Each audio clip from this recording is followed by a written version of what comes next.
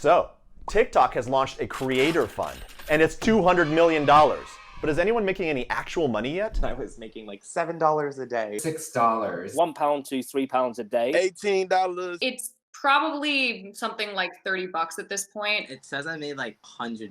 I'm almost pushing my $50. Definitely not quitting my day job.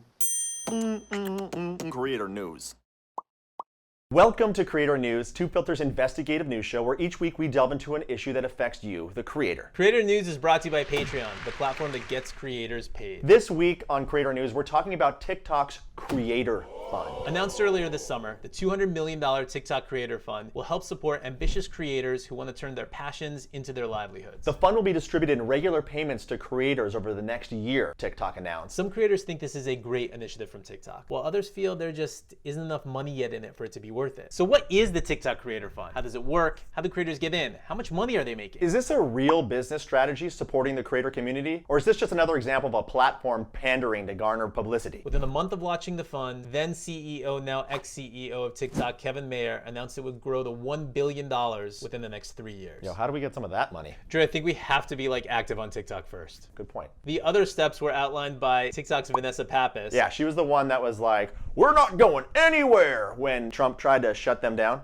We're not planning on going anywhere. We're here for the long run. According to Vanessa Pappas at TikTok, in order to get that money, you need to be a US creator, be at least 18 years old, consistently post content in line with TikTok's community guidelines, and meet a baseline of followers. What does that mean? It means creators like David Dobrik, Avani Gregg, Brittany Broski were all among the first creators to get into the fund. Of the initial slate of 19 creators, most of them had over 1 million followers. Including Spencer X, who was the 7th most followed creator on TikTok at the time with over 40.2 million followers. So I guess we're gonna have to beef up our followers a little, huh? What was that noise? I have a sound machine. I thought it would help articulate our points. Since then, TikTok has opened up applications to the fund, and now thousands of creators in the US have signed up. That first group also included smaller creators, like Cheyenne Wise, a TikToker who does educational videos. It was, in a way, really refreshing because it genuinely wasn't about numbers. It wasn't about let's get a bunch of celebrities on this app. But creators are still unclear on how this whole thing actually works. So we went to TikTok and we asked them to explain it to us. How is the revenue determined that each creator may make? Yeah, so it's more like it's like a split of a pie, right? This is Stephanie Hine. She leads TikTok's talent management operations team. She's in charge of the platform's growth strategist. We release a certain amount of funds in a given period, then it's a split of that pie, and depending on where they're released in each individual region, the split of that pie might be slightly bigger or slightly smaller. And then over the next 3 years will increase to 1 billion in the US. Sounds like a dream. A dream for some, something less than a dream for others. There's been a bunch of TikTokers complain that after joining the Creator Fund, their views and engagement have plummeted. Half of the creators joining got their views boosted and half of them got their views cut in half. That I'm used to getting 100,000 views, 20,000 views at least. Now, I'm getting 3,000,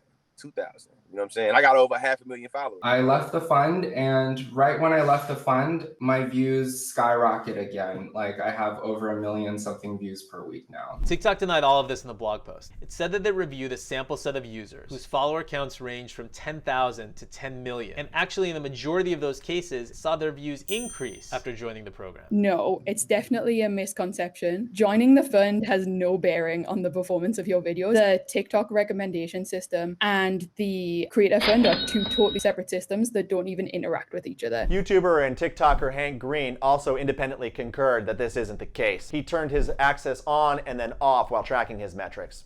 No difference. TikTok has provided a kind of opaque explanation into how payments are calculated for creators, stating that the rates are dynamic and based on a number of different factors. It includes views, engagement, the region in which a video is viewed, and originality of content. So many creators on TikTok are complaining that they're making relatively no money, with RPMs in the pennies. I heard that it was about 2 to 3 cents per 1,000 view. You get 0.02 versus 0.03. Divide that by 1,000 and multiply that by 0.03. Here, let me whip out the calculator. That's like, I mean, that's under a penny per view. Okay, so let's take that 2 cent to 4 cent RPM and apply it to a big creator, like David Dobrik. Now we just gotta figure out how many views he's getting. Well, we took 2 screenshots of David Dobrik's profile page 24 hours apart. We then looked at the latest 25 videos, tallied up the view counts on those videos for each day. David Dobrik had 422.9 million views. 24 hours later, he had 437.7 million views. That's an additional 14.8 million views. We take that 2 cent to 4 cent RPM. That means David Dobrik got anywhere from $296 to $592 in that day. That averages out to $108,000 to $216,000 a year. To be clear, this is a rough estimate based on one day and a day where David posted a new video. And honestly,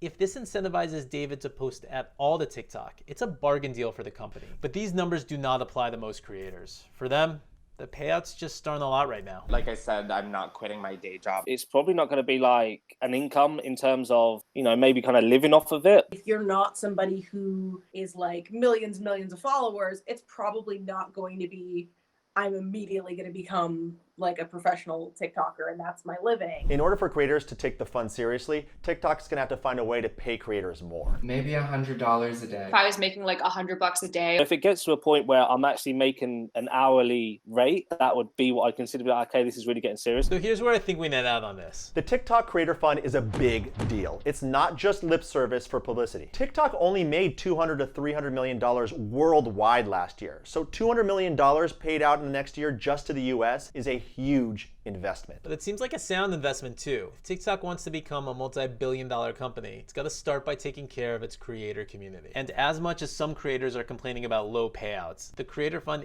is an additional source of income on top of all the other ways that creators are making money. This is a new source of income they're adding in. That's right. With the Creator Fund, TikTok is adding another layer of revenue diversification that can help creators become more sustainable businesses. The Creator Fund is just one of 3 ways creators can make dough from TikTok. And then on top of this, they have a support system for their creators. So I have like a TikTok manager.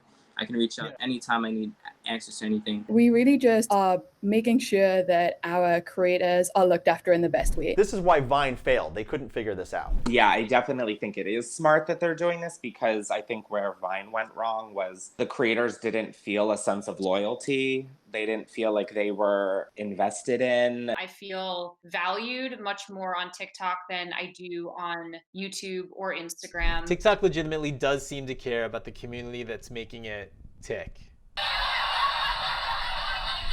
Sorry, had to. But seriously, the creators are taking note of this. And this decision to prioritize creators seemingly comes directly from the top. Vanessa Pappas has held positions at companies and platforms directly at the center of the creator ecosystem. So all in all, despite some low payouts, the TikTok Creator Fund seems to be a great idea. It's the platform recognizing that it must take care of its creators if it wants to have any chance at surviving long term. As for the Creator Fund, TikTok has plenty of time to work out the kinks.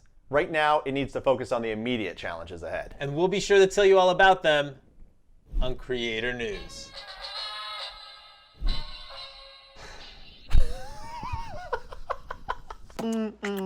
Creator News. What issues do you want us to talk about next? Put it in the comments. This show would not be possible without the support of Patreon. Patreon helps you generate recurring income from your creative work by offering exclusive content and community to your fans. It's a great way to set yourself up for long-term success and reward your most loyal fans all along the way. So check out patreon.com/creatornews and change the way your creativity is valued. And if you liked this video, like this video. Subscribe if you haven't already. Activate the notifications by selecting the bell-shaped icon with your mouse or finger. And please share with your fellow online video professionals. This is Creator News. See you